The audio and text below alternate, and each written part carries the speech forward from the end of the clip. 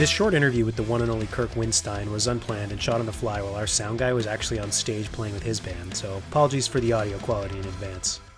I mean, our first few records had really shitty artwork because we had nothing to do with it, but what's happened is, you know, vinyl's finally coming back, especially in Europe and over here in the UK. See, when I was a kid, I'm 49 years old, so the album artwork was extremely important. I mean, I probably bought a lot of records, never even heard of the band just by the way the album looked. Flip it over, see the dudes, and it's got to be heavy, you know.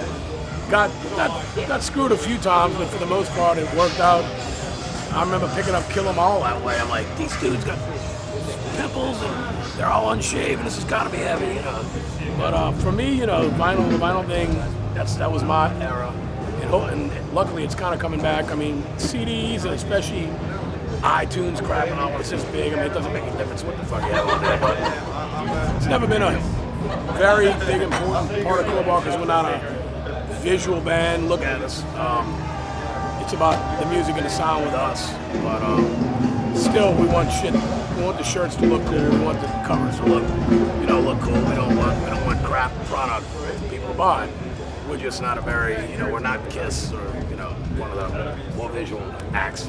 You get to a certain level and, thankfully we're kind of jumping up a little bit, but then it becomes all corporate. It becomes all, the same promoters type thing, and the whole mom and pop feel, and the people who are true fans that are, promoting the shows and all that kind of thing kind of get pushed to the wayside for the money and the big corporate thing. So I think it's a lot more important for developing bands, giving bands a chance. Even bands like CROWBAR, we've been around 25 years, but we're not a household name by any means.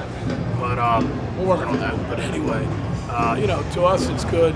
It's really important to have it be the mom and pop, type thing, family run thing, as opposed to the big corporate thing. We're out here busting ass. Yeah, no, I hear you. It's definitely too bad about those early CROWBAR covers. Jamie Jast actually told us Hatebreed had the same problem with the label artwork for their early records. Even some of the biggest bands in metal suffered from this. Dave Mustaine hated the original cover for Killing Is My Business. Apparently the label lost his sketch of Vic Rattlehead and just made their own version. I guess labels don't always fuck it up. Bob Deffron, the art director at Atlantic Records, created some of the most iconic metal and hard rock covers for decades. From AC/DC to Pantera, the guy just nailed it every time. Thanks for watching. We hope you'll consider subscribing and let us know in the comments below what bands or artists you want to hear from.